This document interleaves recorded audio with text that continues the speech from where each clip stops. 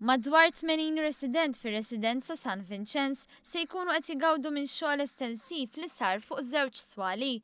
Il-kap eżekuttiv ta' San Vincenz Ġozien Kutajjar spjegat kif is-swali se jilqgħu fihom residenti nisa li għandhom dipendenza għolja. Il-binja li hija il fuq minn 100 sena kienet għadha fi stat ta' dormitorji kbar b'ħafna sodot fejn xulxin sin mis-servizzi sanitarji.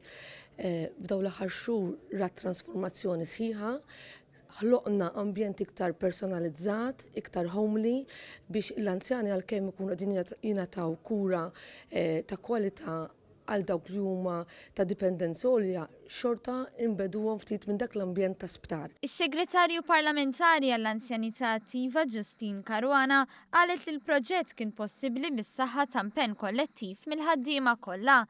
Il-proġett sewa €1,750,000.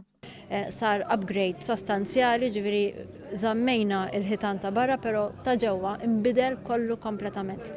Kien hemm proċess mal-MEPA, kien hemm proċess ta' tendering estensiv, kien hemm xogħol ta' rinnovar estensiv, tant li kellna noħorġu wkoll ir-residenti minn hawnhekk biex seta' jsir ix-xogħol. Ix-xogħol sar in record time u llum qed naraw ir-riżultat. Intant f'dan il-proġett taw semhom ukoll 4 residenti tal-Faċilità Korrettiva ta' Kordin u uffiċjali li ħadu ħsieb ix-xogħol marbut mal-portieri. Filwaqt li ma naqasx is-sodisfazzjon fuq uċuħ ir-residenti ta' San Vincenz. Vera sabiħ, ħadet id-di aħjar, id-der aħjar u tiġi sissa għad najt. Sana naraw fil-kamera fejn naraw.